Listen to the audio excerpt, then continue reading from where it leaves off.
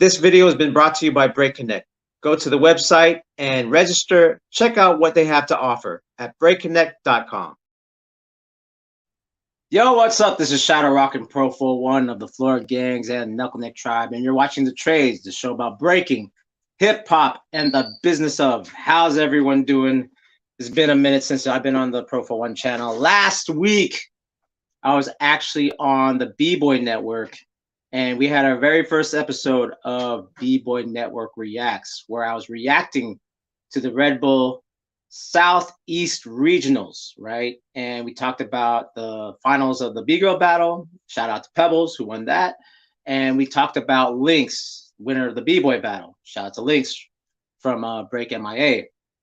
And yeah, so it's been a while since I've been on here. The last time I was on this channel, I did a shared collaboration with the Knowledge Drop and B-Boy Focus out there in Flomo with the B-Boy Dojo. And we did we actually went on air live, and it aired on both of our channels, right?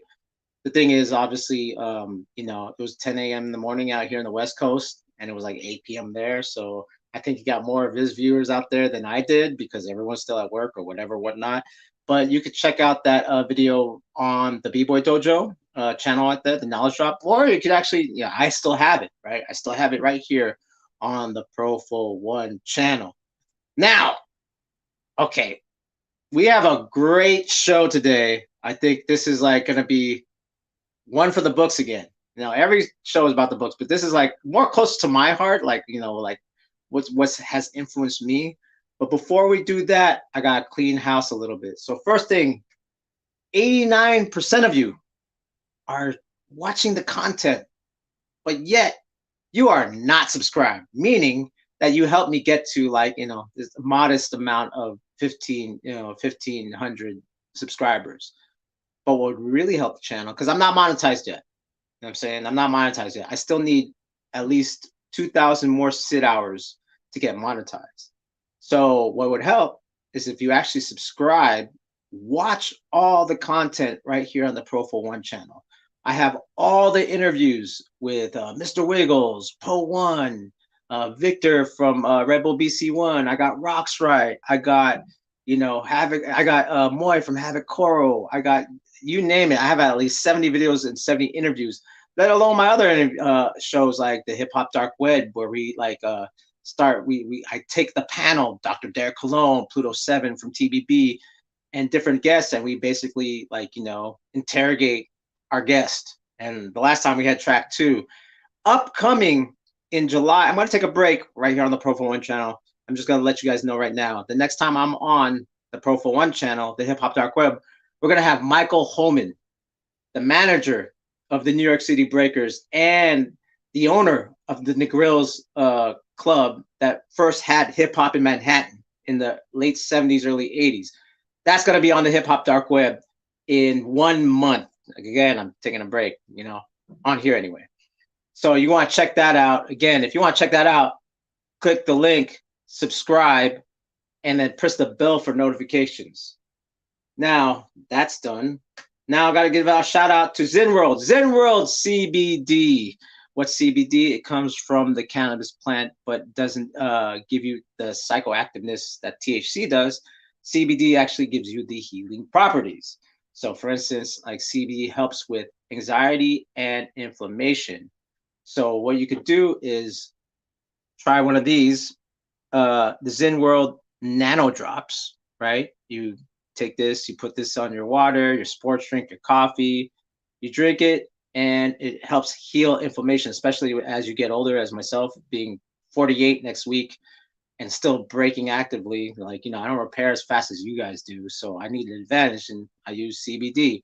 And if you don't want to drink it, you can always put it on your body. Check out the CBD Freeze by ZenWorld. It works like an icy hot, but again, the active ingredient is CBD, so it doesn't just massage the muscle, it helps heal inflammation. And you could go to the website, zenworld.com, and get 10% off using the promo code PROFOWON. And why not save money while you're regenerating, resting? All right. Now, that being said, okay, so check this out. I got to make a few statements before I introduce our guests. So about 2 months ago, I was in Arizona.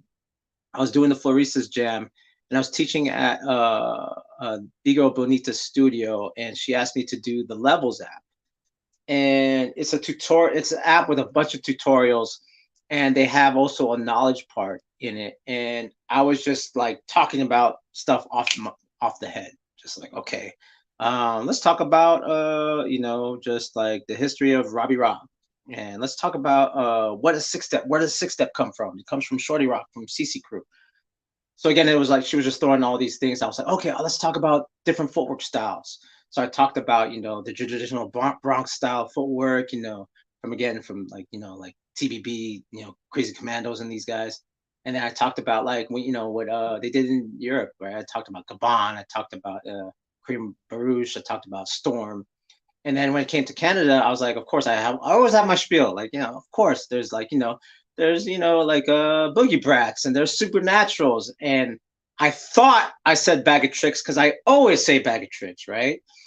And so, I go on my day, and then the app comes out, and the video in the app comes out, and then, oh shit, I didn't say Bag of Tricks. I'm like, no, how did I let that happen? I'm super good about it. You know what I'm saying?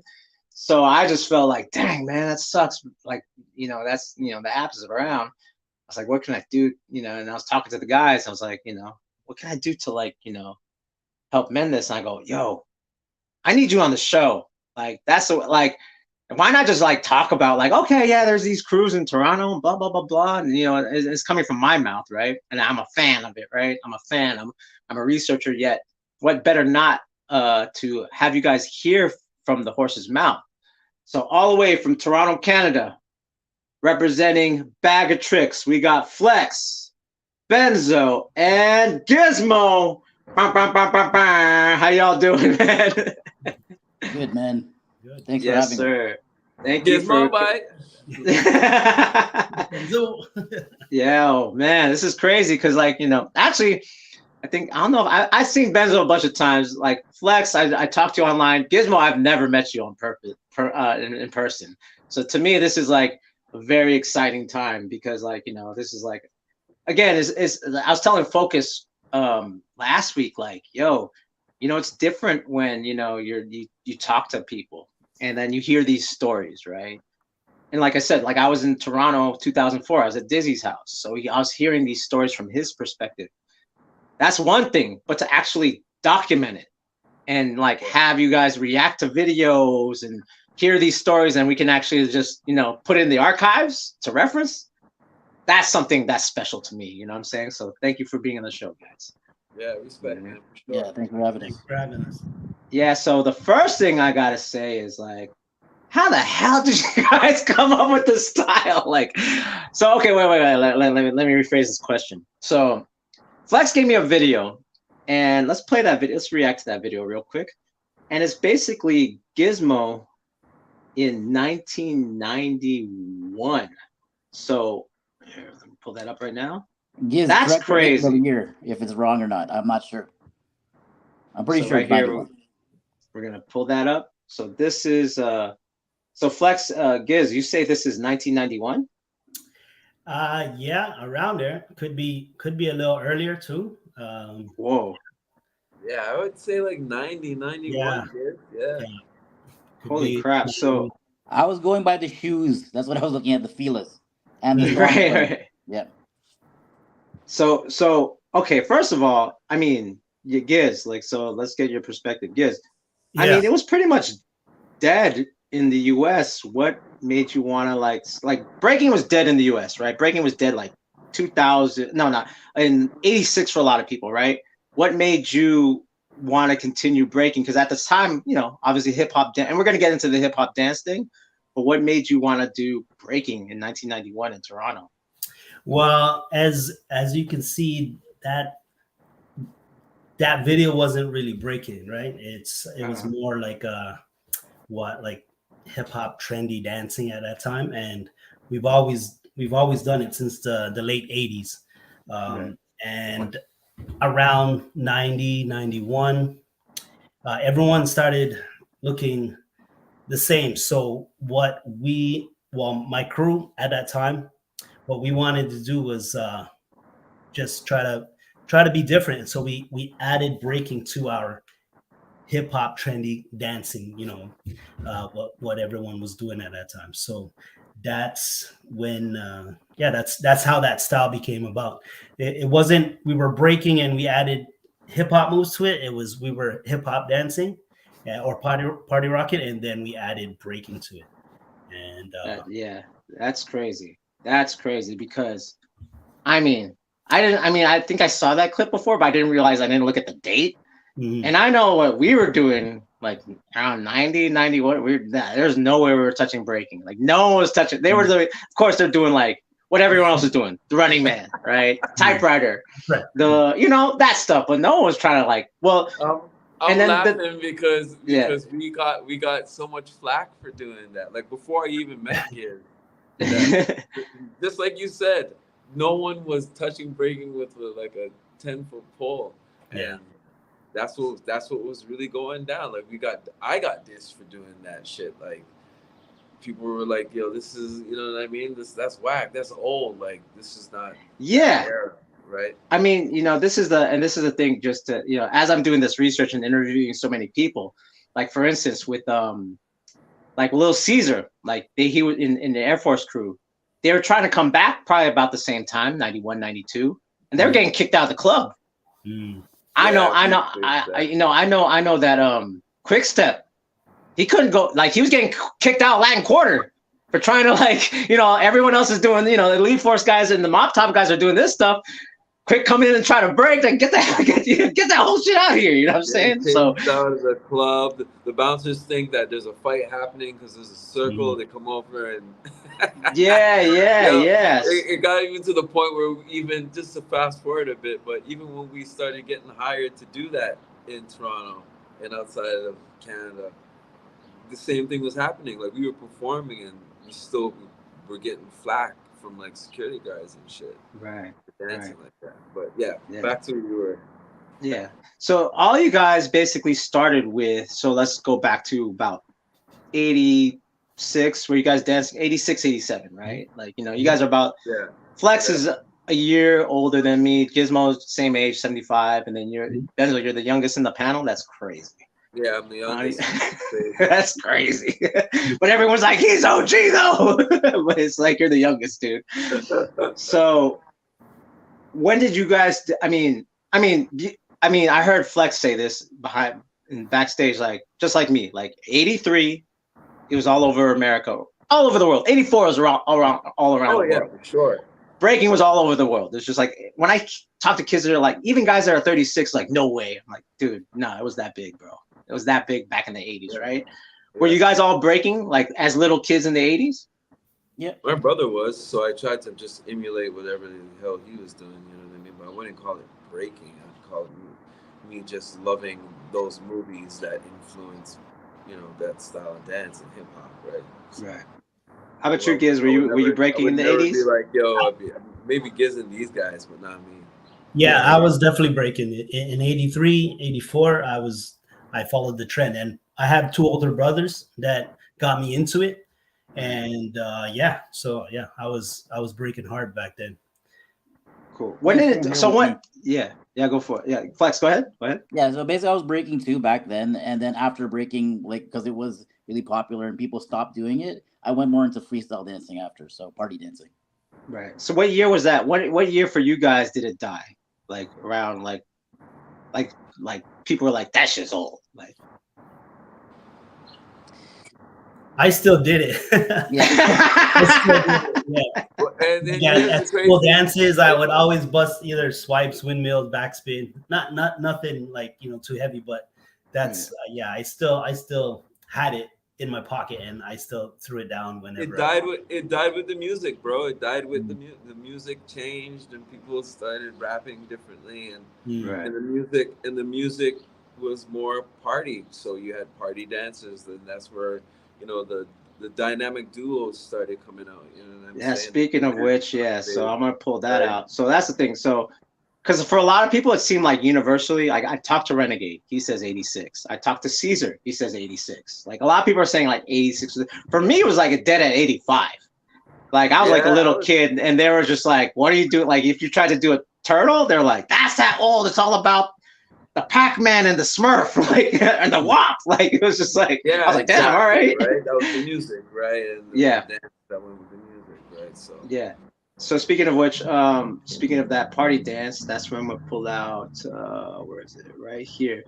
So we talked a lot about scoop and scrap, right? We're talking about all this type of stuff, yeah, like all the lifts, all that stuff. That's what you're talking about, like the duos, right? yeah, exactly. And that became a popular thing. Even this, so the whole style of dress, I wasn't messing with that shit. I'm not wearing those. You know what I mean? But that's what the performers were doing, down to the point where Kane was even dancing with his dancers. You know, so um, that was a big thing going on. That's when that whole breaking shit died, and and rapping became, more about rocking the party and less about the elements of Right, culture, right? yes, like straight up. I mean, here's another. Again, this is like, obviously for us, this is like of our time period, but like, some of the viewers are gonna be like, 32. They'd be like, "What are you talking about? It's all breaking." You know what I mean? Like freestyle session 2000 was the truth. You know what I'm saying? So it's like, so of course we have this. We have that infamous, house party scene, right? So I see, think this is this the stuff. This is the stuff that made me want to break. Actually, really. yeah, because I was like, this can't be it. You know what I'm saying? You And guys no are feeling it. disrespect, to the era and the dancers that did it, because I love them all. Like I told you, I could go down the whole list of all those dancers. You know what I mean? So to them, I give 100% credit. You know, but Yeah, that's for me. I was like, so what's the root? What's the real dance of hip hop, right? So right, that's what it really came down to me musically. I was like, I love this music so much. What's the original dance? And right. I went back into breaking and mixed all this shit with it too. Right. And What? it's not even like it was intentional. It was kind of like I didn't know better, and also I didn't want to look like anybody else, because remember, biting at that time was a big thing. You couldn't look like Right. nobody else. So you had to find your own way, and I used a lot of you know of the party moves, but we upgraded it. It's like an Yeah. upgrade. We took that shit, like thread the needle.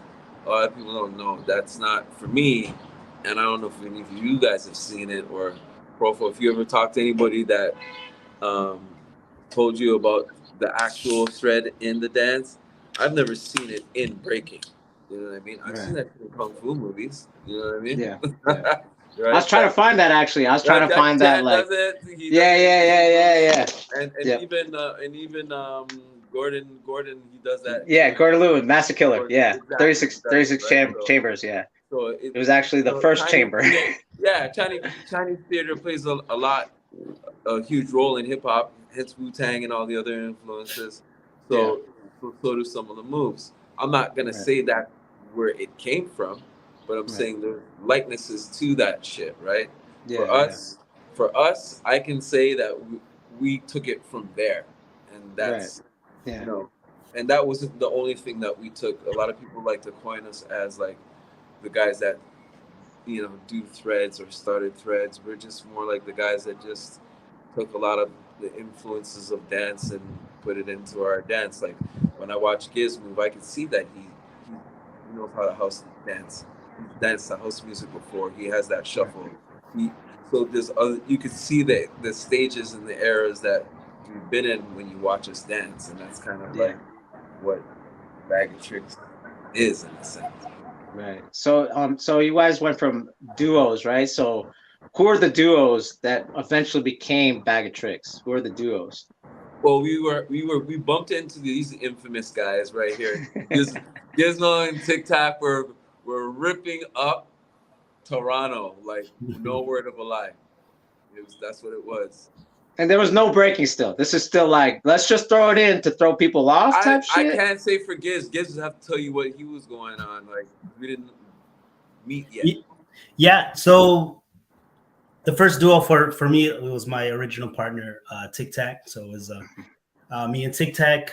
We were called Frickin' Frack at one point with another childhood friend, Denise or Flyer. She was like our manager, but yeah, she danced as well. But yeah, at that time, yeah, we were, like I said, we were doing the trendy hip hop dancing, and we threw in some breaking just to look different. And from there, it sparked a whole heap of moves. And going back to what Benzo said about house dancing, yeah, I used to dance house back in like 88, 89. So a lot of that influenced my dancing too. Same with martial arts. I used to train martial arts and gymnastics. So yeah. So the duels for me, it was Tic Tac, and we did that for the early 90s until we got really into just straight breaking. And that changed when I went to New York, or when we all went to New York. Yeah. So Yeah. How about you, Flex? Who is My your partner was a guy? guy named A Plus. He didn't get into Bag of Tricks, but his younger brother later on got into Bag of Tricks. His name is Impact or BJ. Word. Crazy. So yeah, we just got this little video we're gonna play in the background. So again, so for those who were watching and never experienced this time, this was honestly right there was the thread, right? He did a thread to a split, right there. For that's evidence, right there. He did a thread to a split. Shit. Everybody was doing that shit, jumping over their foot. Every rapper, every kid, and it wasn't really done on the floor. Yeah. Right. Right. Yeah, everyone did a thread, which was standing up and did it. Yes. And just to all these videos you're playing, I have to give it up to Maestro Fresh West dancers, Frankie and Derek, because they're the ones that, for me, started I don't know, my inspiration for this kind of dancing. So just peep the video, Let Your Backbone Slide, and a lot of those, or even conducting things, and hear that shit up. And this is like Toronto groups. Drop the Needle as well. Yeah, so Drop the Needle's even better. Drop the Needle. Yeah, that's the one. It's Drop the Needle I'm thinking of. Yeah. Maestro. What's Maestro? How do you spell that? Maestro. Maestro. Yeah. Maestro Fresh West? Is that? Yeah. What is okay? I'm pulling it up right now. But even to I want to put this in the archives now, and I'm not trying to fucking blow up Gizmo's head or anything, but the routine that there's a routine that they were doing with beats, like it was like this. Man. It's the shit that they were doing that it got talked about till you had to like find out who these guys were.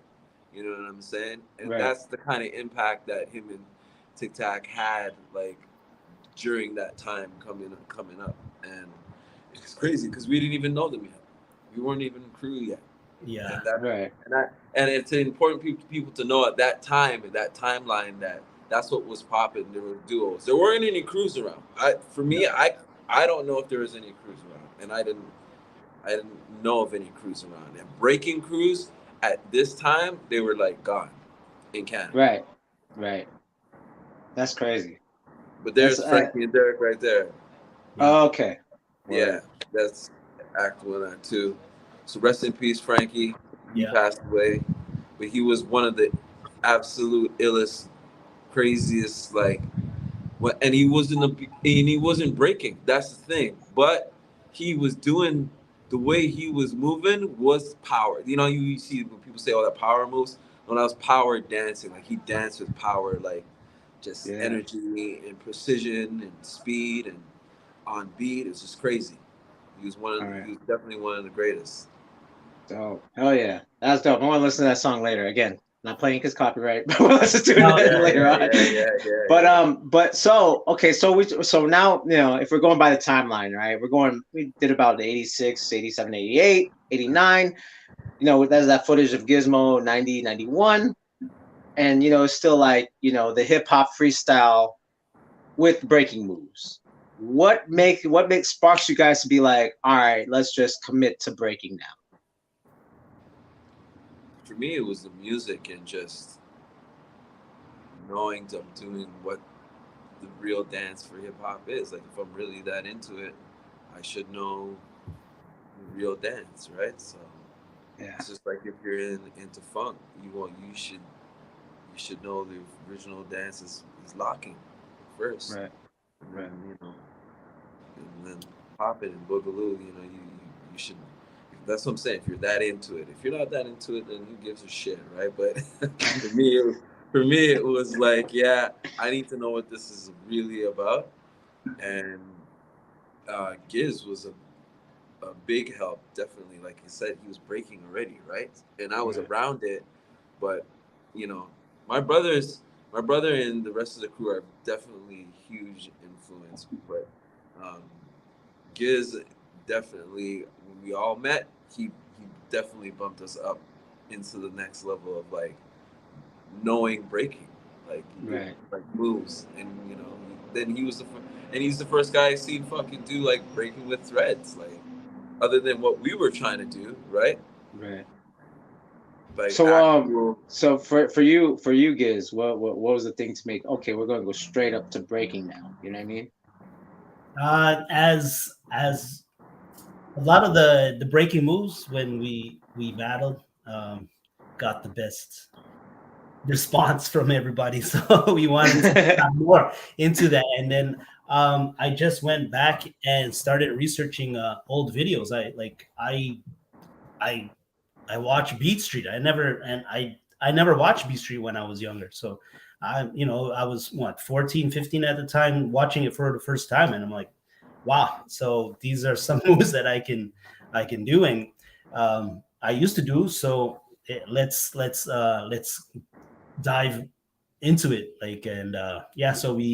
But what really was the tipping point for me is when we went to New York, and first off, before New York, Rocksteady, actually it was Ghetto Originals, did their breaking tour for, I'm not sure what show it was. I mean, it the Harborfront Center. Yeah, at the Harborfront, right? And I seen them on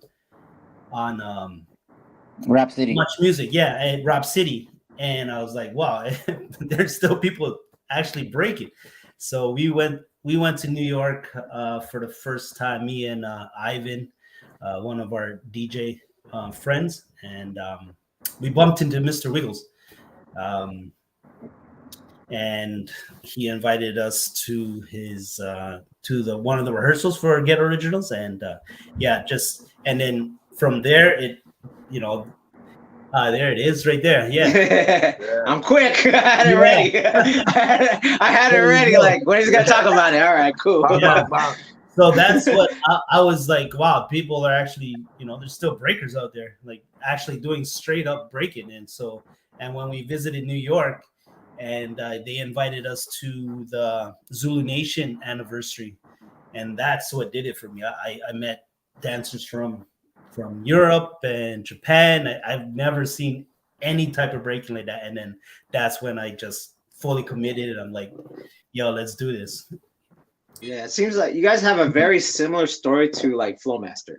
You know what I mean? He was like a hip hop dancer, and then he, when he saw like the other styles, he was like, there has to be more than like the hip hop freestyle stuff, right? There has to be like this foundation, and obviously that's what led him to. We just saw a clip of him doing the Ghetto Originals Jam on the Groove, and Mr. Wiggles. I was just gonna pull up the other thing at the harbor. About Jam on the Groove, me and Wicked. Yeah, man. I was like, I mean, they toured everywhere. You know what I mean? Like they toured out here. You know what I mean? That was like the thing to kind of watch.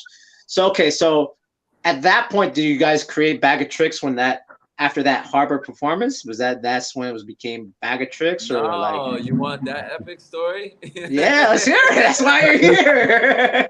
No, 3 years before. With the way Gizmo remembers it, yeah. Right. We were at there's this party that was popping. DJ Grouch is one of the big names out here in terms of DJs with the Turnstiles crew. He's one DMCs out there. They went out there in New York and represented Turnstiles. A lot of people know their crew, you know, Little Jazz and Scratch, big those guys up. But Grouch used to throw a lot of parties in the community. So one night we were going out and we knew these guys were out there already dancing, but we didn't know they would show up to our party. Like, Grouch is our boy, you know what I'm saying? So we pull up and there's like a cypher already going on. We're like, what the fuck? What the hell is this? Like, and my brother, Queso, one of the original members of Bag of Tricks, he's always about battling. He's always like, he's a battle machine. He'll battle anybody. Mm-hmm. So we decided to go at Gizmo. Right? And I'm telling you, the moment Giz touched that floor, no word of lie, you can ask him. We went home and changed because we were wearing like, you know, nice clothes and shit. We went out to Mac. We weren't really going out to get down. We all went back and changed, put on runners and shit, came back, and we battled for a while, him and Tic Tac, and we just realized, oh, this guy is fucking ill. So he did some crazy shit. I don't remember what you did, Giz. He did one move, and the whole crowd went nuts and rushed him, like the way we... And he thought he was gonna get rushed, like beat up. Yeah, I thought they were gonna fight. I thought they wanted to fight. So yeah. Right. But it was all love. Like, they're like, what crew are you from? What crew are you from? Yo, let's get together. And yeah, it was a good night, man. And then we just threw down all night. And going back, like Benzo saying that, you know, I got into breaking, and that's what excelled whatever they're breaking, but they excelled my like dance in general, all the different the moves that aren't your typical breaking moves, and that's all spawned from these guys, from Benzo, Queso, Magic, and Daze. So you know, it's crazy watching this footage. That's why it was a good mix. That's why we brought in the traditional breaking element, and then they had the other hip hop, party rock, and mop top style, and so it was a good fusion. So yeah, watching this footage right now, it's like it looks like how kids dress today and dance today. Yeah. That's the crazy part, right? Like what you're wearing, like right now, that's what kids are doing right now. Like literally, like that's crazy. Mm-hmm. That's insane, bro. That's insane. So that's what I'm saying. Like it's crazy because it's really come full circle, like straight up full circle. Even the music that they want to dance to. Like right, they want to hear all the early '90s stuff. Yeah, and just for the record, we've never claimed any moves ever. Mm-hmm. I guess that's how we all feel. We've all talked about it before. We've never claimed any moves, but I do feel we made a contribution into the way people perform. You know, I think we've changed that when we went to Battle of the Year, and you know, and UK People Championships and all those other battles we did. We had to perform. They don't know about that back in the day. Back in the day, you had to do a showcase in order to get into the battle. Yeah. You know. And what year was that? What year was when you guys formed the crew? Like, so you guys got together. So 92.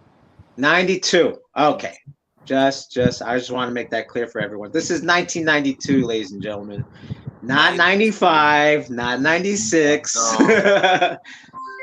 Was other crews out there breaking? Were you guys first to make the transition to breaking while everyone else was still kind of do the hip hop freestyle dance thing? I would say yes. On one particular event was when Gizmo and Tic Tac had to battle Shadow and Quest because they were still doing this duo thing, right? Yeah.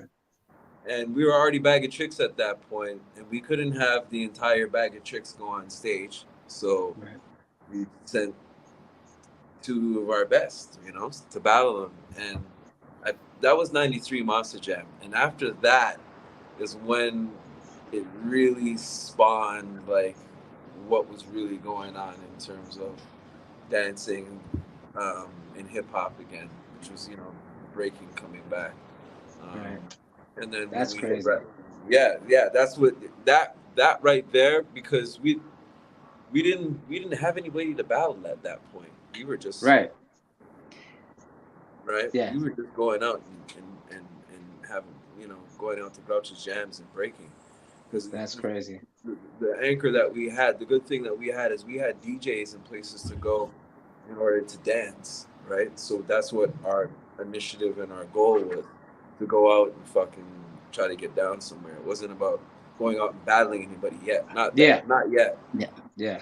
Just to play devil's advocate, I do, even though back then we were the first crew, there were other freestyle dancers that used to break back in the day that would throw in a breaking move every once in a while, but it wasn't their main thing. And when you saw them break, you could tell they weren't even practicing it, basically, right? So like King Lou and all these different guys from before that breaked, but they were throwing it in when they were battling. It wasn't like they were doing but they weren't crews though. They weren't that's true. Yeah, they weren't crews. Like breaking crew, and I thoroughly asked and checked, and I was like, yeah, from what I remember, we were like, because I remember we were getting clowned for actually a breaking crew.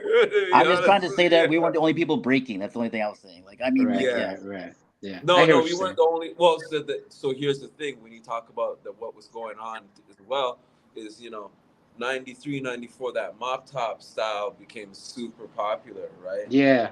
After Wrecking Shop, after that documentary Wrecking Shop, live from Brooklyn. Yeah. So I started out as a freestyle dancer, so that's why I have this affinity. You know, actually, it was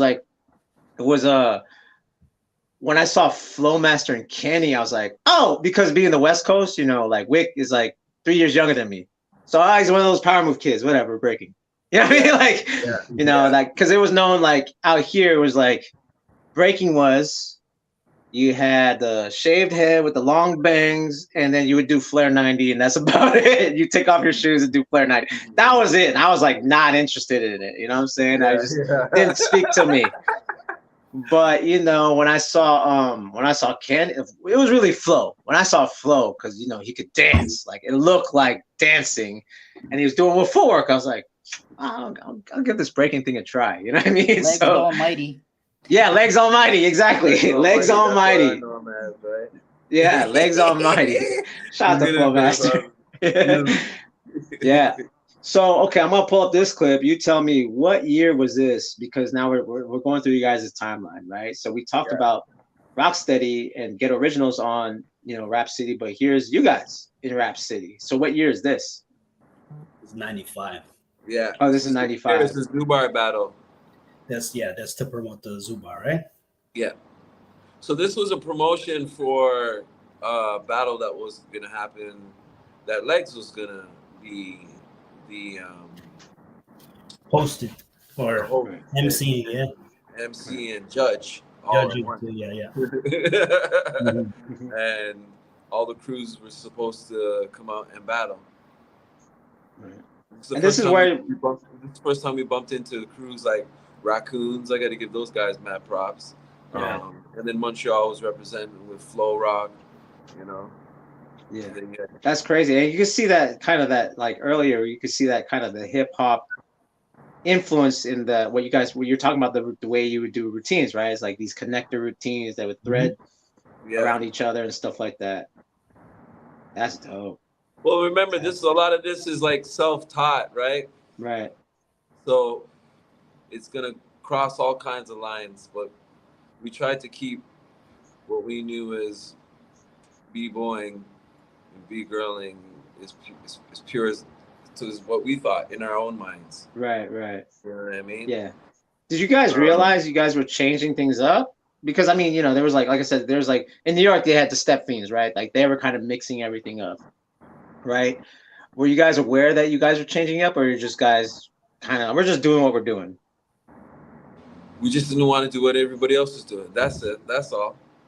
Right. And the crazy thing is that's what you hear in hip hop, like, don't bite my shit or don't look like me. Don't, you know, it's a very like, don't do me, do you type culture, right?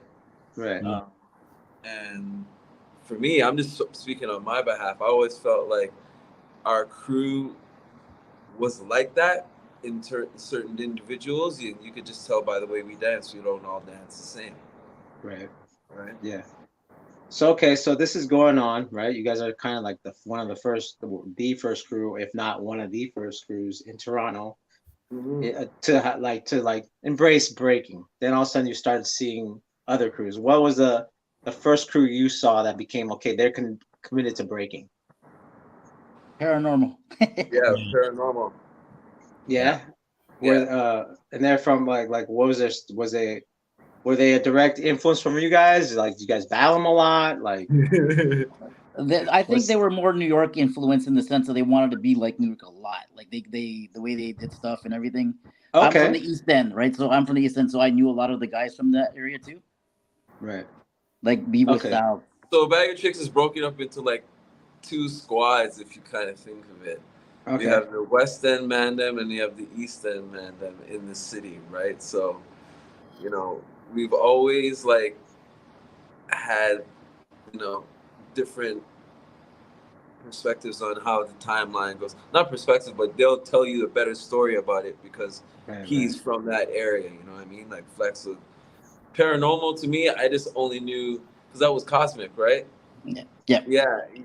Me and him just had a beef because of over some girl thing, but other than that, you guys break dance battle over girl. Okay, got it. This is the 90s, y'all. This is the 90s, school, right? This is the 90s. Yeah. High school, right?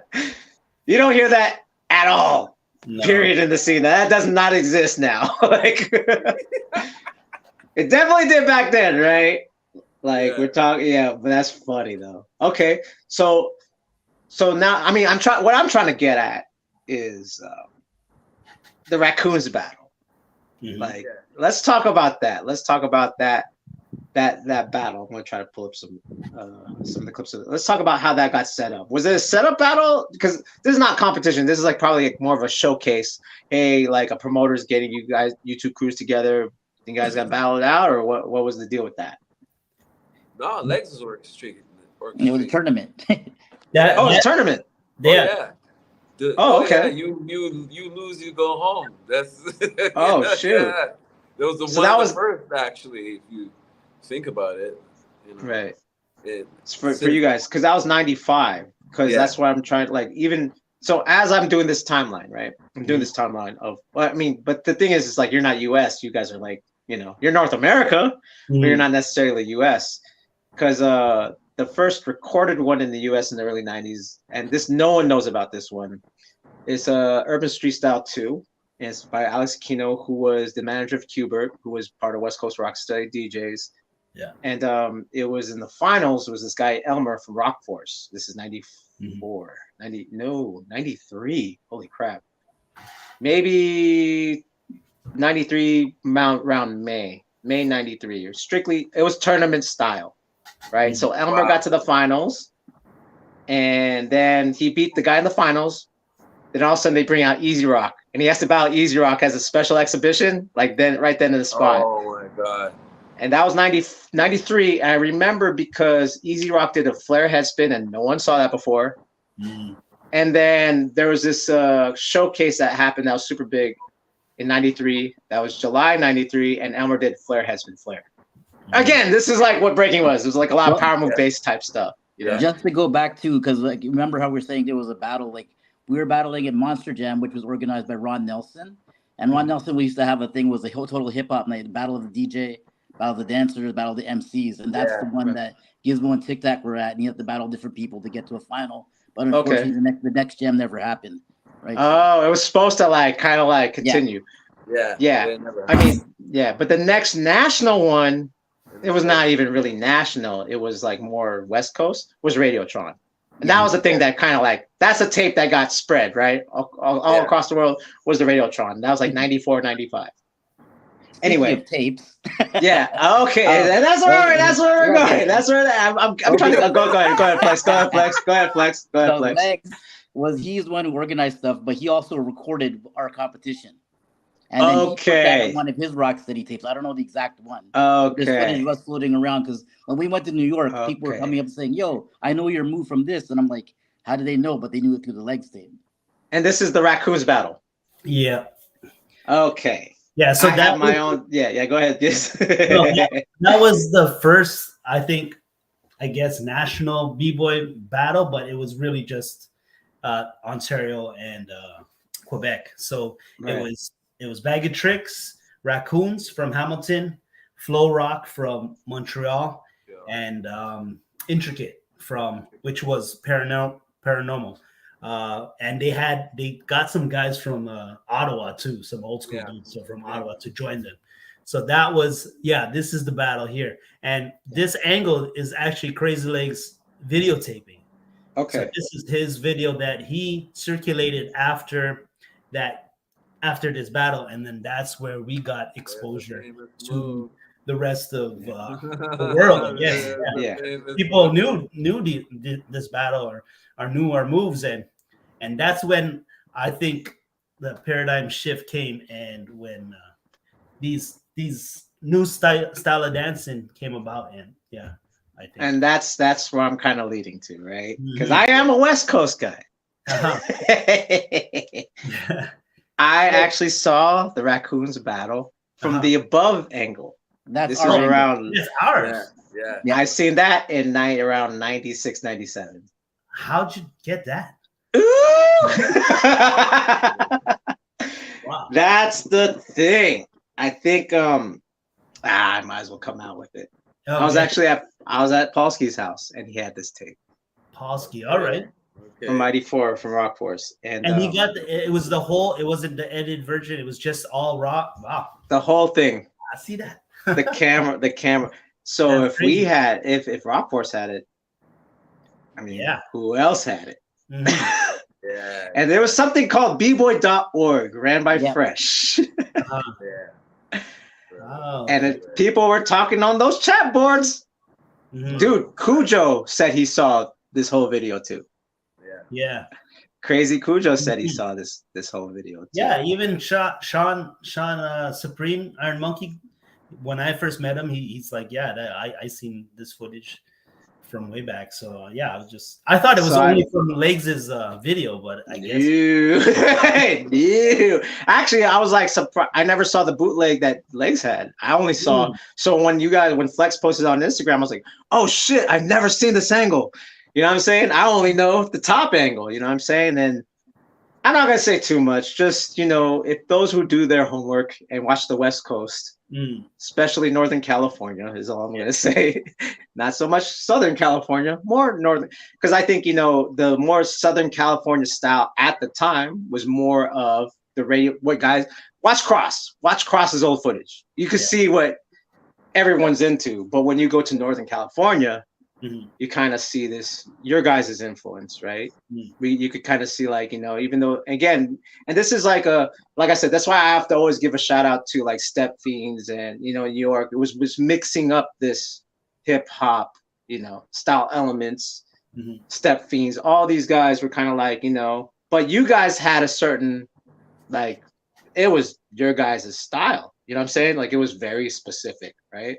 Yeah, I'm not gonna get too political. I'm just saying, if you want to put those who do the research, just put the pieces together, and you know what I'm talking about. If I saw it in '96, then that says if I saw it, you know what I'm saying. So, okay, so you talked about Intricate, right? So now let's talk about so you guys had this style, obviously, because of just for instance, right? Like in Northern California, we were big on the power level, right? So there was this tape that came out. It was called the Sidewalk Breakers. It was a tape from '85. And these guys were doing kind of chair flare back in '85. They're doing flare 90 in '85. They're amazing, right? Once certain crews in the Northern California got a hold of that tape, you just saw this kind of level up, right? And those crews that were here was like Renegades, Rock Force crew. they had access to the tape. Right. Advanced movements. This is 92, 93, right? So for you guys, obviously more breaking crews come out, right? So I'm going to just say the names like Supernaturals, Boogie Brats. Tell us about that time. When is that time when you guys really start to go at each other a lot? And you guys actually helped create this style I call the Toronto thread style, right? And specifically from Toronto, right? So let's talk a little bit about that. Everyone's like, okay, I'll go first. Okay. There's a video on Stance that Dizzy did that was called Toronto Style, right? Right. And in the Toronto Style thing, he goes through everything. He goes, oh, there's a guy that's complicated. There's a guy that moves like a snake. There's a guy like a Buddhist monk. But basically, he's describing every member of my crew. So it's if you want to say Toronto Style, you're pretty much saying Bag of Tricks. I mean, then he turned it on and said, oh, but the ones that are popular are the ones my crew does.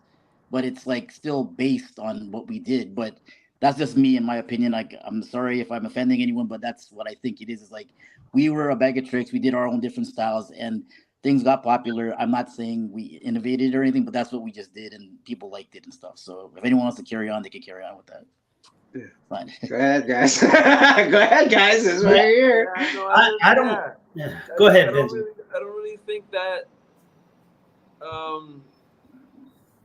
It's even, for me, it's not even like that. For me, it's more or less like people are always gonna label something. You know what I mean? And which is fine, and that's fine. For me, it's really about what we were doing and when we did it is the more important thing. You know, the correct timeline of when we were doing what we did, and anything around that doesn't matter to me. You know what I'm saying? People have been saying, "Oh, we started this time. Nah, we started '92, yo, and we were dancing before that, and there's proof of that. Gizmo was dancing on his own, and we were dancing on our own. So it's not like, we bumped into Gizmo from like '88. No, we didn't know him yet then. So it's the moves that we all brought to the table, the moves that we did ourselves. People want to take them and change them or claim them. That's fine with me. But for me, it was just it wasn't necessarily the move. It was like the move that made us Bag of Tricks. It was the way a thread is a thread. It's all in how you do it, right? Right. And that, I think our whole motto, our whole thing that we stood behind was just being yourself, doing any move that you're doing, and a lot of that influence was shit that we were doing from before. It's not all just threads.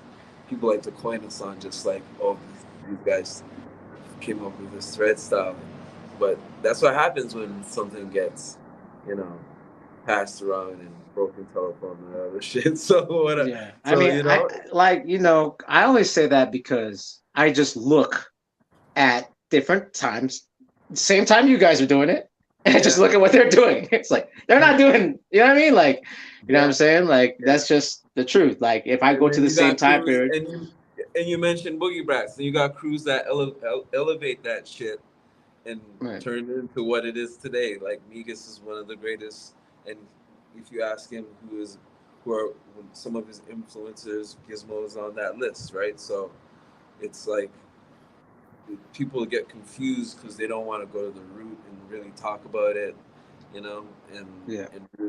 just stand behind what it is. But we're not taking anything away from anybody. You know what I mean? Everybody's done their paid their dues and did what they did. But for us, we stand on definitely what we did. Yeah. No, that's dope. And the moves that are all documented. You can see the growth. You know what I mean? And we don't have anything to hide. Right. Who was gonna say something? That's me. So I think after '93, after Monster Jam, I think that spawned a little interest in breaking in Canada. But then after '95, after the All Good battle, that's when it really blew up, I think. Yeah. But just before '93 to '95, you had Intricate, you had Supernaturals battling. well, not battling, but well, yeah, battling, I guess. And yeah, there's a lot of crews, versatiles. So around there, that's the time where a handful. But after '95, that's when you see like a whole heap of crews being formed. That's dope. I mean, obviously, like, because like I said, for us, it was like some guy had this crazy power combo. Another kid out of the block, I saw that power, I'm gonna flip it to like the next level. So it's just like when you see this progression of you guys, and then you see like then everyone sees Mingus, because I mean, even with K-Mel, his style was very different when he was full circle, and then he went out there and he came back very different. You know what I'm saying? He had that street hitter style with what you guys were doing. He started doing like these spider themes and threads and stuff like that. And just to go through the timeline, so '97, you guys, Teeth and Gizmo, went to Summit, right? You guys went to B-Boy Summit, right? Yeah, and Glizzy too, Mariano. Okay, yeah, Mariano, yeah. I remember that because I was at that summit. Yeah, I was at that '97 summit. Yeah, I was just watching. I was watching for a very long time before I showed my face. I was in the background just watching everyone. Right? So so I remember that I was, you guys were there. Then there was Oakland, a Rocksteady performance, and Teeth was there too. I was at that thing too. So let's talk about that real quick. You guys are battling each other in Toronto. You guys are creating this thing. Let's talk about that real quick time in Rocksteady. In Rocksteady? Yeah, for you guys. So you and Teeth were the only guys with a bag of tricks at Rocksteady? Yeah, well, yeah. I met like Wiggles in '93, '94 in the street, and then he invited me to the Get Originals rehearsal, and then they were just throwing down. So they're like, "Yeah, you want to throw down?" So I threw down with them, and then immediately tore that shit up. That's what happened. Tore that shit up. Yo, no word of a lie. Like, Giz was like a breath of fresh air. Like, you could see it, man. It was so dope. I was so proud of him because you're like, these motherfuckers are our crew, you know what I mean? And he's going in there and he's killing it. And yeah, more props to you, brother, because he became Rocksteady and fucking him and Teeth were gone. Giz was gone at that point. Yeah. You guys are traveling a lot. Yeah, you guys are traveling a lot. Like, you're going around the world and stuff, right?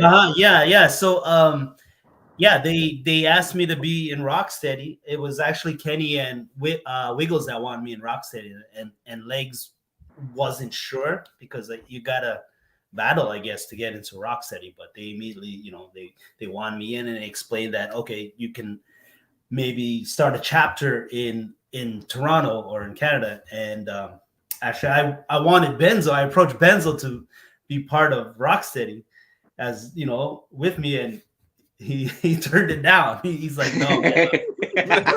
I'm like, all right, I'll take this, and I'll use this and expose our crew, and because I represented both Bag of Tricks first and Rocksteady. So, and then Teeth, I approached Teeth, and then he got into it in a couple years later or a year later, and so we from like probably 94, 95 to 99, we were still we're active with Rocksteady.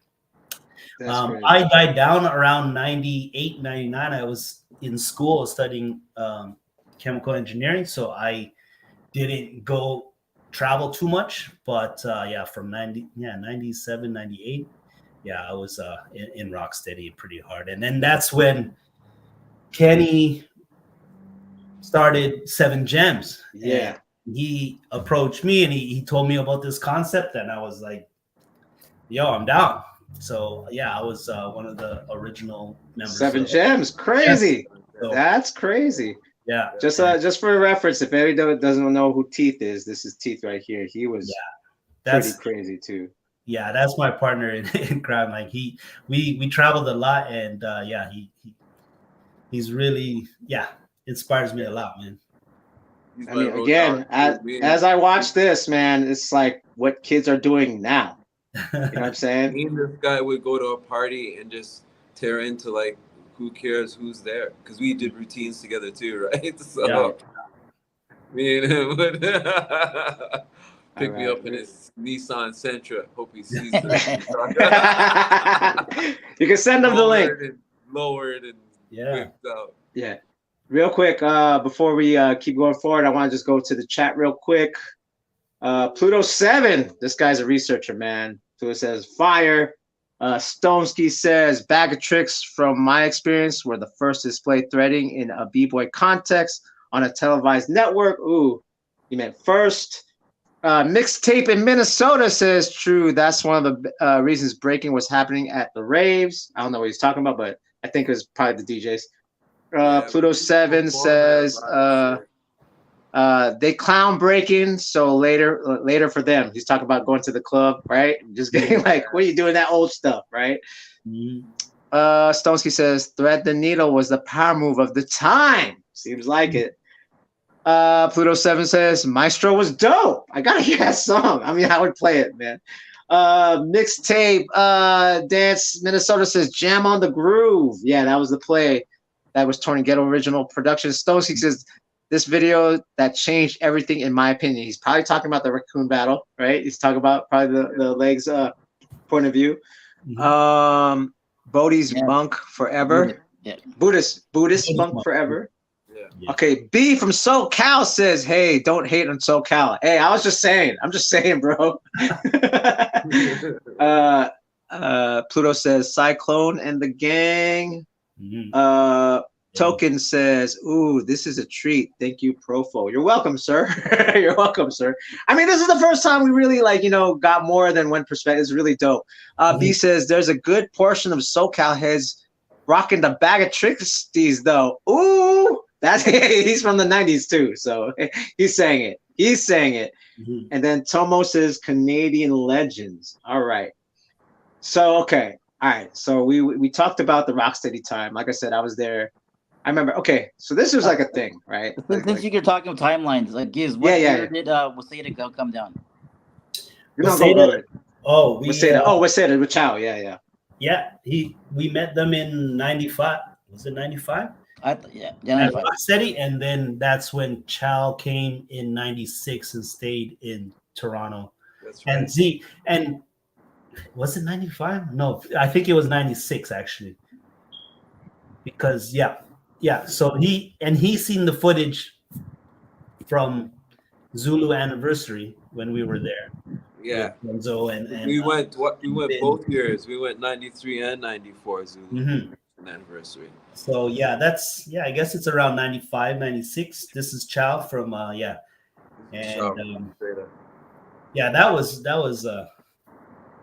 that was fate because we met them at Rocksteady Anniversary, and they recognized us from the video, and they thought we were like me and Flex and Vin, Buddhist Monk, were from China or somewhere because they'd never seen these guys before, which was us. And then once we seen them, they actually changed their trip and came to Canada for a couple of weeks right after the Rocksteady Anniversary, and that's how we connected. And that's from Chow. Chow's he's the main purpose that I got exposed like overseas, because he's the one that brought me over to Japan for the first time after the B-boy stuff. Yeah. Nice. So respect to Chow, and without him I couldn't have been or Bag of Tricks been exposed to the world like that. Right. Dope, man. So okay, so that's like 97? You said that's 97? For Chow? Yeah. No, I mean Waseda? Yeah, like 95, 96. That's when we seen him at Rocksteady Anniversary, and then he came and he stayed for a year in Canada to learn English, and that's when he really got to know the crew, and he got into the crew, and we performed, and then after that's when he took me over to Japan in 97. So that's cool. I'm gonna drop a video soon. We became family crews at that point. Yeah. I have a video that Giz gave me of Gizmo battling Rocksteady Japan. I haven't dropped it yet though. Oh shit! Yeah, please do, man. Please do. I will repost that. I mean, you know me, I'm a big nerd when it comes to this type of stuff. And like I said, this is very exciting for me to like just kind of talk to you guys. So okay, so we, huh? Oh, yeah. Hold on, save it for the documentary. Can't Yeah. keep dropping everything. I got Oh, there's a clips up on documentary. it. Oh shoot, work. So okay, so we talk 97, 98. Now we're going into like when people are really like they see your style, like it's like, you know, as this competition, like what's dope about this panel right now is that you guys all came kind of like you're the last ones that are still kind of like, you know, in it, that don't come from the competition era. You know what I mean? Like I feel like even Wicked is from the competition. He was a kid when we were doing what you guys were doing, kind of going to parties, going to clubs for kids and battling, right? There was no judge. It was just like you just repping and that's it, right? Like Wicked is considered like maybe the first US competition superstar. Him and Jazzy J, right? Renegades is known as the first competition in the US, right? Yeah. So after that, everyone that came after that, that's all they know. They don't know. I mean, maybe they, you know, a little bit after, like if you're born 77, 78, 79, you kind of experience it. And then right away, it's like, it's about freestyle. It's about Summit. It's about Radiotron. It's about freestyle session.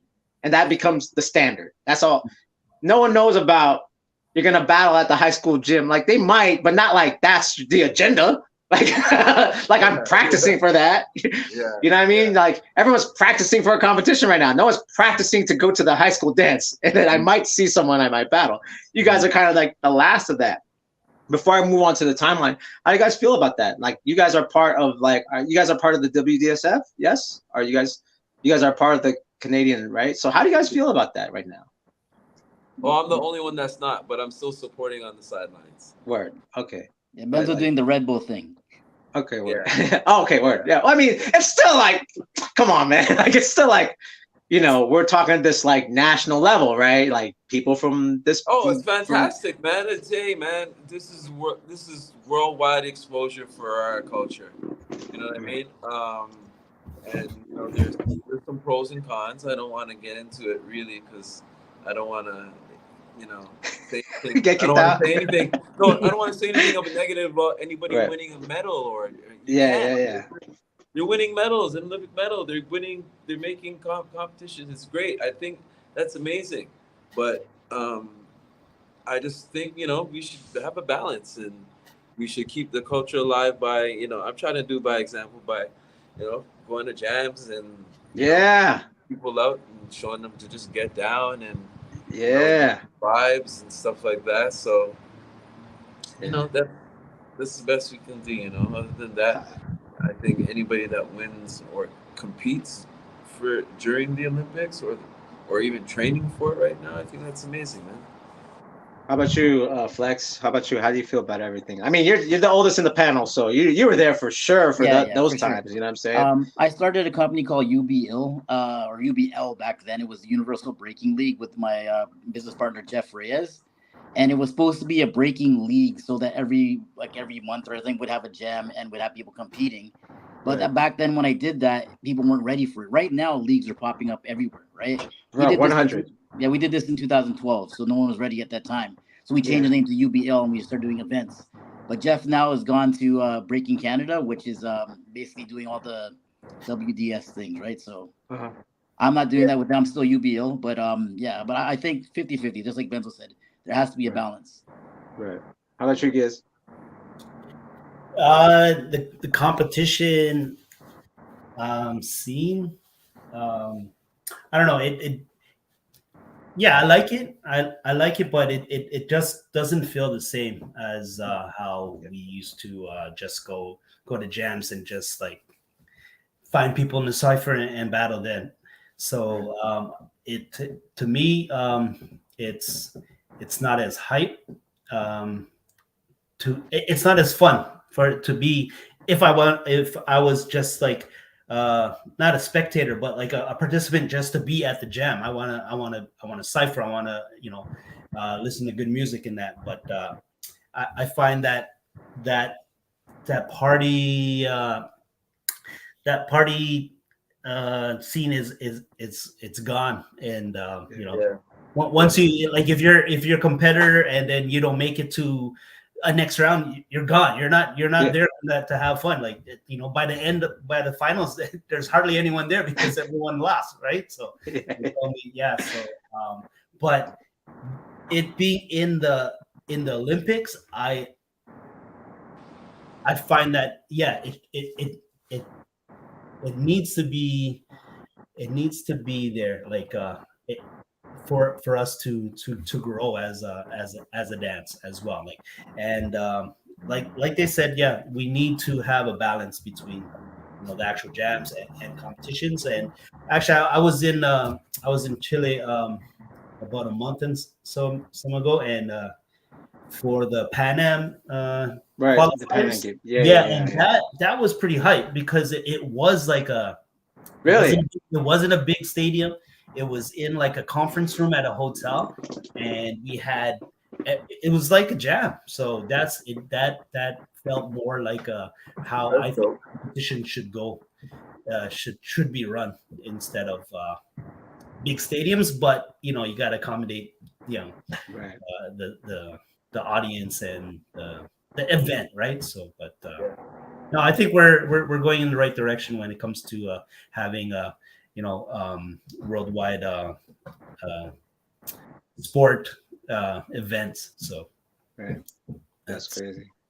Yeah, So the only thing we have to get them to do is understand that with the dance comes along a culture, and that's absolutely sure. Yeah, that's the hard part, right? Yes, that's the very hard part. I mean, like I said, I don't get a lot of views, you know, with what I do, but it's like someone's got to do it, man. Someone's got to, like, and I'm getting flack. No, I'm getting arguments and all that stuff. But it's like it's just to document. Yeah, the way it happened, and I'm just gonna be honest, and maybe some people might be able to correct me in the comments, but from the way I understand that it happened, it was kind of, you know, taken and just put forth without.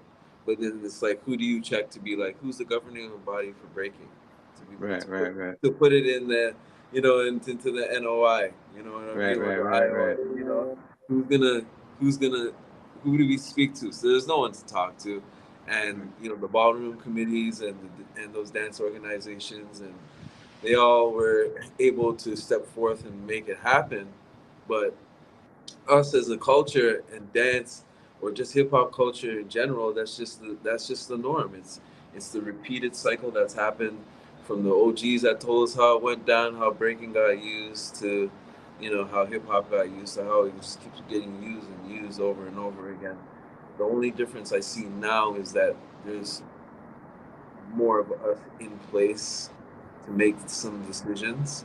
Yeah, that's the main difference. The 80s, like no one was from the culture. Yeah, of course. No one was from the culture. It was a guy from vaudeville, like so now some random vaudeville guy. Yeah, and I commend these guys that are in it, like Giz and Flex, and because, you know, if it's not gonna be us, then who, right? So yeah. I mean, I think that's the fear. That's the fear, right? Like, what's gonna happen? What happened in the 80s is gonna happen now. I also think the fear is, if it's not gonna be me, then why not me as well? With this, that's something else. Maybe you shouldn't. Maybe you shouldn't. I've been doing this shit for years, yo. No, it's not about that. Right? Oh yeah. I think it is, like you said. I think in time it'll get better, man. You know what I mean? Yeah, I agree. I mean, we're still in the baby stages, right? Even though it's a year and a half from now, you know what I mean? So it's like we're still an amateur sport, right? It's considered sport in the Olympic standards, right? Yeah. So, so back. But still, somebody's gonna win a goddamn gold, silver, and bronze medal for what we did for nothing. You know what I'm saying? Yes. He did it just to do it. To do it. And now they're getting, and I think that's fucking amazing. That part. You know what I mean? Because I know people are gonna quote me and be like, "Yo, Benzo a hater." No, it's just. I just think that eventually some of the practitioners might get jobs in these organizations. 100, dude. Don't want to curate the whole shit, right? And be the ones that make the salary, or even though they say, you know, these organizations, they don't pay any money to get sponsors, but hopefully we can bring in bigger sponsors, like, you know, how X Games does, and maybe flip the game on them. And Oh yeah. yeah, because right now, the way I look at it, and sorry not to even jump on a business aspect, but no, go for it, bro. If you're gonna dance out there, I would suggest you wear either some shoes or something that you're trying to push yourself. You know what I mean? Just to make it more than worth your while. That something that you can benefit off of, like, you know what I mean? And push your product or push whatever you're trying to push when you're out 100. 100. And you know, all of us are over 40, so yeah, we're all thinking like that. We're all thinking that way. Yeah, you know what I mean? Where's the money at? How much internal support are they gonna get? Are they getting like, you know, masseuse and all that when they're there, and you know, the food they're eating and everything to be taken care of? There's a tab with that shit, right? So yeah, man. We'll see what happens. Okay, so now going back to the timeline, because this is big for me, right? So okay, so 98. So let me bring you to a timeline where, and these two would probably like it, where we were just doing fucking shows. That's what we were doing when we really became like Bag of Chicks in the community of Toronto, Canada. We were fucking lighting up schools, community centers, to the fashion point where it shows. brought us to TV eventually. Right. And that's the way it went. Martin Grove, I believe Gizzo was the first one. Yeah. Martin Grove and Thistletown, yeah. And yeah, we did. Yeah, and then that's how a big part of what I think the Bag of Tricks influences the routines that we had, and because we did so many shows, we focused on routines, and I think that our routines influenced a lot of other other moves and other routines. Yeah. I think we changed the game when it came to routines. So, and big up to my whole crew, because I never did routines, so it's all them. Like, I just give me the solo, guys. Yeah, this is me and Tony. This is the shit that we. So this is crazy. A lot of people don't know the routines that I did with Tony. Mm-hmm. He was a popper and I was a b-boy, so we had to compromise and make that shit happen. Like the shit you're seeing us do there. There goes a capoeira influence. yeah, we were big influenced by that too, because I was training at that point too. Yeah, we had a few capoeira, I guess, experts in our crew too. Like, George and Buddha, right? So this is crazy because this is 99, right? Battle of the Year 99, right? Yeah, this is 99. That's when you battled the judges, right? Benzo, tell the story. Friends. Well, yo, that's crazy. That's what happened in France. And in Germany. That was crazy. Yeah. Because the way, like I said, you perform and you get slotted into where you're gonna battle, right? Yeah. So, unfortunately, in the crew that I love, Spartanic Rockers, and ourselves, we're told, yo, just take a lower ranking because we want to see these two other crews battle, right? And they gave Waseda first place for like showcase, and then because they gave us second place for showcase, we had to end up battling with the family. So the family was pissed off that they weren't battling Rock Force basically for first and second. So when we went all up there to go battle, they went first, but we went first. I don't know, but it went back and forth a couple of times, and they just picked up their stuff and just walked off stage. Yo, they were cheesed. Yeah, they were just protesting because they felt that they should have battled for first place, and and then it actually started that we split our crew and we were battling each other, and then And then because what Yeah. else are we gonna do? This is not even filmed yet. I mean, it's just because right here it's just you guys and the judges, right? So this is happening. Yeah. Oh shit! No So way. then that's when the judges came in after, and then they went on one side and they split themselves, and then we just basically battled each other. And that's why when you see us, we're not. We're kind of bummed, right? Like we came here to battle, right?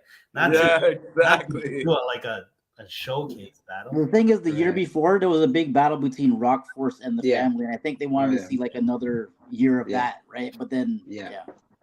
But the promoters, the fucked up thing is the promoters asked us to step down, and we did. Like we should have been battling for first and second with Spartanic Rockers. Oh, Spartanic. Oh, really? Yeah.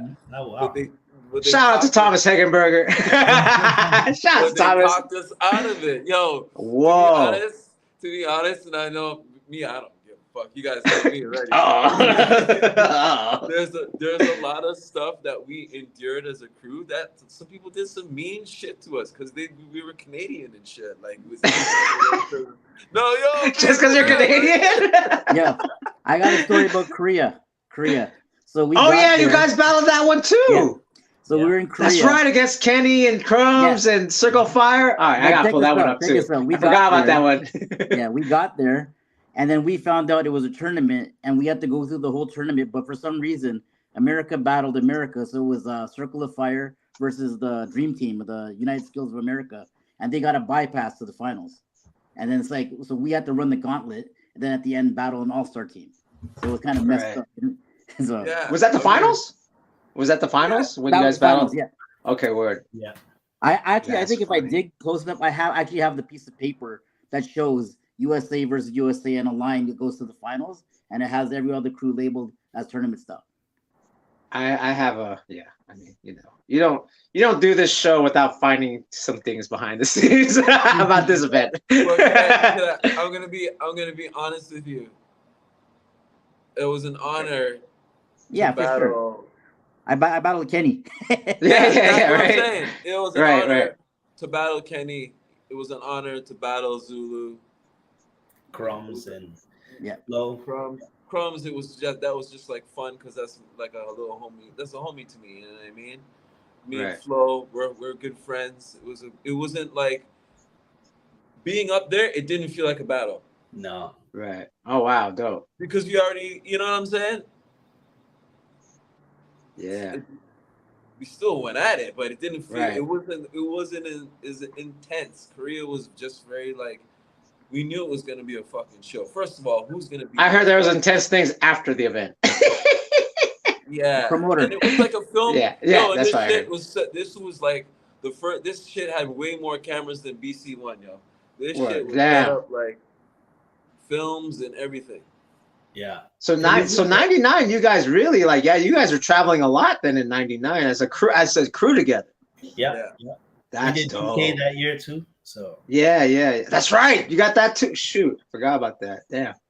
But they were 99, you guys, so that's the thing. I think to me, I feel like 99 was like a pivotal year in breaking as far as like just the all around scope and scale. That's when things kind of happened. Like, like you guys did Battle of the Year 99. There was B-Boy Summit 99, which is when we really first saw Vengeance, right? We heard about the guy for so long. There was word on the street, and Kay and Vengeance kind of came in there and did their thing. And then at the same time, Freestyle Session 99 is when you see the uprise of Texas, and you saw like Havoc Core all of a sudden, and these new crews that because we were used to just like centralized, Freestyle Session, Radiotron, B-Boy Summit is all Southern California. You know what I'm saying? Like it's just like Northern Cal. You have the Bay Area, and then you have San Diego, and then everywhere in the middle. While like that year, it seemed like more East Coast heads were coming out to the California and stuff like that. And now we're seeing different styles. And then the year after that was like Out for Fame. And I think that's when like things became really like we saw everything. And which is funny because the style that stuck out, that's still around to this day, you can see it in like some guys like the Ruggeds, or you can see it in Flipside Kings, is the style that you guys helped create, which is, you guys say you guys influenced your area, that influenced like, the guys that are still influencing today. How's that feel? That's crazy. Like to think that, like, you know, like I said, I watch that clip of Gizmo, and I know kids here that dress like that and kind of look like that, and they, you know, they'll be doing the hand threads like that and everything. You know what I'm saying? How's that feel for you guys? It's dope to see, man. That people can interpret and understand why we were doing what we were doing. You know, it's really. Even some people come up to me and they ask me why was I doing that, and I was like, "Yo, I didn't know any better. That's truth. That's just what we did. No one. I didn't have instructions. A lot of people got to realize, like, yeah, breaking was big in the '80s, but by the time '85, '86 came around, it was gone, right? Yep. And then a lot of things started changing in the neighborhoods, on the streets that we were living in. Well, for, you know, Jane Street and all that stuff, around '87, '88. You know, that whole Batman era, like, you know, drugs, all that shit started moving heavy. So no one was really trying to dance. People were trying to hustle. Right. Yeah, for me, I'm just grateful that I bumped into Bag of Tricks. I was actually trying to get into another crew before, not a crew, but I was dancing with this guy named LJ, who was down with Frankie and Derek, the guys that Giz mentioned that were Maestro's dancers. And I was trying to get into them, but at the same time, I met Tony at a jam called Airview that Grouch used to do. And Tony's like, put him down with Bag of Tricks. But I refused, but I still practice with you guys, but I didn't join right away. Therefore, I'm not first generation, but I was around the same time. But when I saw Teeth and them join, I kind of joined because I didn't see those guys going anywhere, and I saw Bag of Tricks getting bigger. So it made the sense. crew was big. There was the first generation. Yeah. Right? First gen is Gizmo and Tic Tac, Queso and Magic. Yes. Myself, Tony, Denise. And that's it. That's it. And Bezo, if you count him, but he just stopped dancing. And just to finish what I was saying is that when I bumped into Giz and to Benzo, well, actually Queso too, because Queso was a big influence to me as well. So then I started mixing all that to make my style that I got, but it was these guys that were with me that made my style. So I'm grateful that the style has endured, and I'm grateful to these guys here. So you guys are flowers. Yeah, no, for sure. And it's not really a Toronto style, man. Like, you know, I don't want to. That's something I say, but go ahead, speak on it.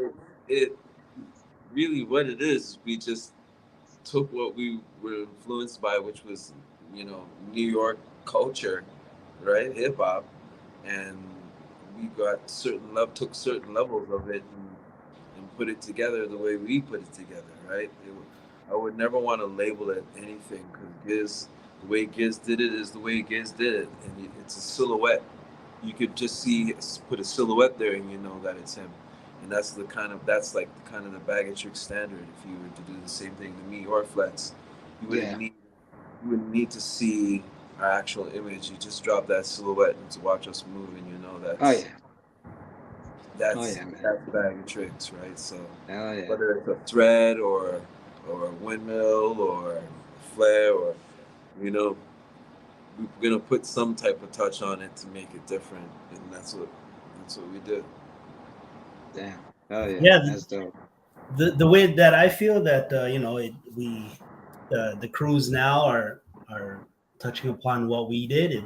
I think they're moving in the right direction, and it's I think that it's an honor that they, you know, that what we did is still being influenced or influences dancers now, and one of the biggest compliments I get is when I have dancers come up to me and they tell me, if I want to make up new moves, I watch your video just for inspiration, not necessarily to do the moves or, you know, spawn off that. It's just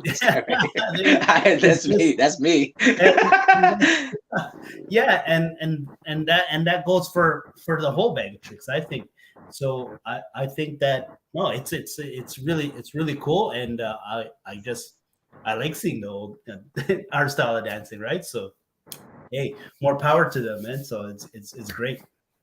Yeah, how about you, Flex? How do you feel about all this? Like I was saying before, like I feel really honored just being in the Bag of Tricks by itself because the crew was so influential. I hadn't made up my own style because at the beginning, I used to try to copy Giz, and then it didn't make any sense because we're in the same crew, we're doing a show, and you see Giz going on to do the same thing, so it didn't make sense. And the whole crew used to ride each other, and we used to battle each other with our own moves. So it was kind of a thing where you had to every week we came up with something different so we could show each other. Oh, we were hard on ourselves. Yeah. Yep. I remember Every that practice. shit. Oh, you better show up next week with something new. Damn, like that? Holy crap. We had one weekly practice, which was on Wednesday as a crew, but then Thursday, Friday, Saturday, Sunday, we were partying with each other.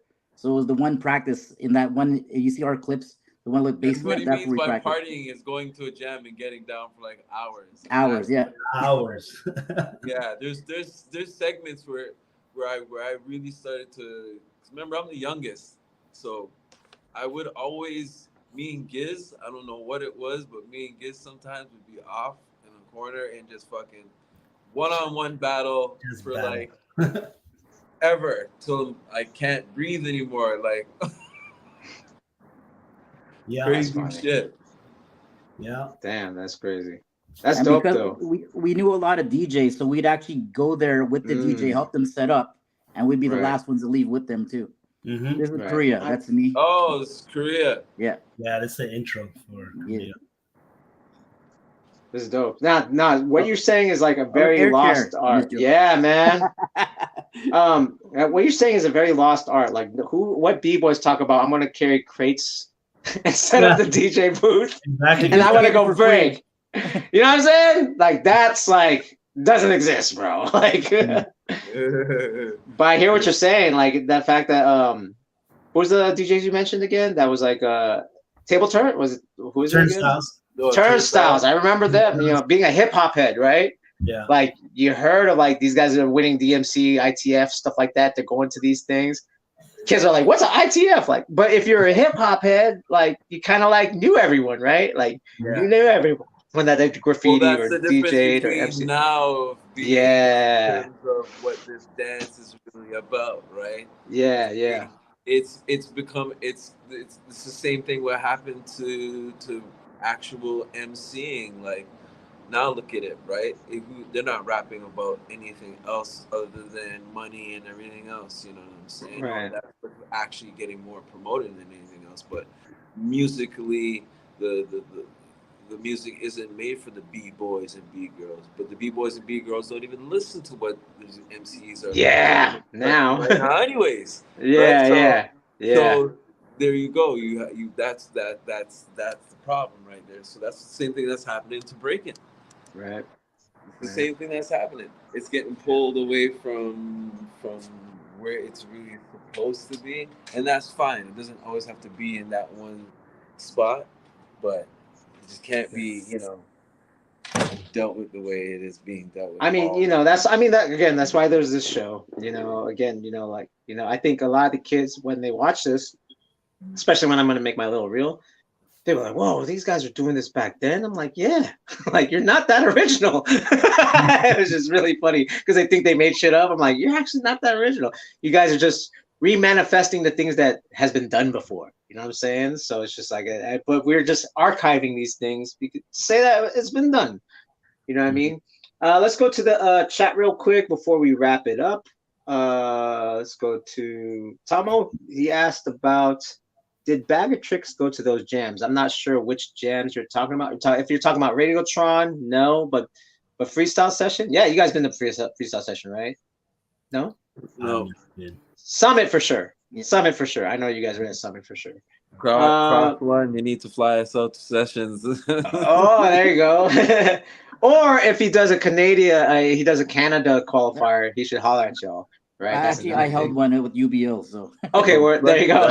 That's flex. That's flex. Exactly. Yeah. Okay. Air B-Boy podcast says, "I dare y'all say fuck breaking in the Olympics." Stupid. Shout out to Air. AER podcast. B says, the biggest change I see is that B-boys and B-girls are purposely eating well and stretching now. That's true. Like we didn't do that shit back in the day. I have to do that just to fucking try to airflow now. I can't wait to rewatch this at work tomorrow. All right, cool. And J Rock from Style Elvis says, "Great stories, man. Much love to Bag of Tricks." Oh shoot! Yes, All right, and What's then up? Dialing B B says, "Random memory. I just remembered my wife won a dance contest with Marciano and BTX in Toronto back in like 2009." All right, word. Tomo says, Radiotron and stuff. Okay. Daylight says pre-party at UK Champs. We all got down super hard. Shout out to Daylight. Yeah, Yo, dude, the winner. Coriano says another dope show, and Pluto said nope. I'm not sure what you're talking about, but maybe that the elements aren't joined together. I think that's what he's like talking about. So yeah, we're about an hour 30 minutes in. Does anyone have anything to say or want to react to anything before we wrap it up? Oh man, I'm good, bro. That was a dope interview. Yeah, man. No, Thank you for again. having us on here. Thank you for having us. Yeah, in a way I'm thankful I made the mistake because then I got to I know Flex was like, "You forgot about us." I was like, "What? What are you talking about?" I was like, "Damn it. Oh shit." I'm really hard on myself too. And I got something to say before we wrap up. Andy's pool hall. What's up with that? Yeah. Wow. What's up with like? I know that's like I saw Benzo there, and when I was in Toronto, I saw you there. I saw Jedi there too. I think it was you and Jedi. yeah. That classic night, man. That it doesn't run anymore, but that was the longest running night. Yeah, that's crazy. It was dope. It was really dope. Night. It was dope. Yeah, it was dope. And I hope to get out there. Like what I like is you guys have a bunch of kids coming out of Toronto right now too, like brand new kids like Jarek and Jay and Tafaya. Like these guys are really like, yo, okay, they're carrying on tradition. You know what I mean? So it's like it's really dope to see that you guys like that influences that you guys still have like kind of like the like this flag of the young, and that's where like it survives, right? It survives with the young, right? Like exactly. Without them, it's just like it's kind of like it's dead, right? Then you become the bitter old guy, like back in my day, versus like you can actually mentor or like just guide these guys. And I think like Tafai is really making his rounds. Like he won, like I threw an event before COVID and he won the fork battle. It's like, dude, who's this dude? You know what I mean? Oh, he's from Toronto. Oh shoot, word, okay. So it's kind of dope to see that, you know what I mean? Especially after COVID, like you guys have kids that are like putting themselves out there. You know what I mean? To be honest with you, then now that we're seeing Phil out there beating it up, right? Yeah. These kids are now starting to understand that they can get to the top. Word. Yeah. Right. Phil's killing it, man. Even though he's like Vancouver, right? Like he's still like, he represents Canada and stuff. But it's something good for Canada to see. There's something about there's something about the way Canada is. We're not super competitive. So in order for these kids to realize you have to be top notch in order to get where he is, or you want to get to something like that nature, you got to train hard and you got to work against the elite, right? So they need that edge, for them, because they're not like out there battling anybody anyway. So they can. Well, it's dope though, man. It's dope. It's dope to see that, like like I said, like and they're carrying tradition. They're carrying the things that you guys created. You know what I'm saying? And they can be proud to be like, well, when I saw this guy in Denmark do this style, but we know that it's from from here. Like it originated with in this area. You know what I mean? So that's pretty inspirational. You know what I mean? Like even for me, like I watch these kids like. They're influencing me, but I'm like, wait a second, I saw that somewhere. Like I'll be like, wait a second, I saw that like 30 years ago already. You know what I mean? So it's kind of dope to kind of see that full circle. You know what I mean? Yeah, absolutely. Yeah. So Any last words before we wrap it up? Yeah, I just want to thank you, Profo, for all the support. You've always supported us throughout the years, and I get much respect for having us on and always just giving us a shout out here and there. And it was fun, man. Thanks. All right, let's go to Flex. And again, thank you so much for having us on. I know it sparked from our IG conversation. Also my mistake. At BagofTrixCanada.com and the IG. So that's all a bit of our history for that. So if you want more Bag of Tricks, at Bag of Tricks Canada. Cool. And then Benzo. Yeah, man, it's bedtime.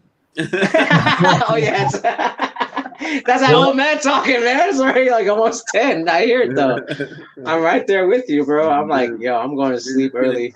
We're just gonna keep opening up these doors. You know what I'm saying? Keep it how we doing it. You know what I mean? I'm in the cut. We're always out there, man. Yeah. No promo tonight. Just straight chilling, talking with the man down. There you go. That's All right. it. All right. Well, again, this has been the Trades, and if you want to contact me on IG at on our Instagram at PRFO_FLGZ. This has been the Trades with Bag of Tricks. Hey, stay on for a little bit before when I end. I want to say thanks to everyone. Peace. I'm taking a break. I might be on B-Boy Network Thursday. If not, I'll see you guys later. Peace. Peace out. Okay, give me a second. Let's end the broadcast. No.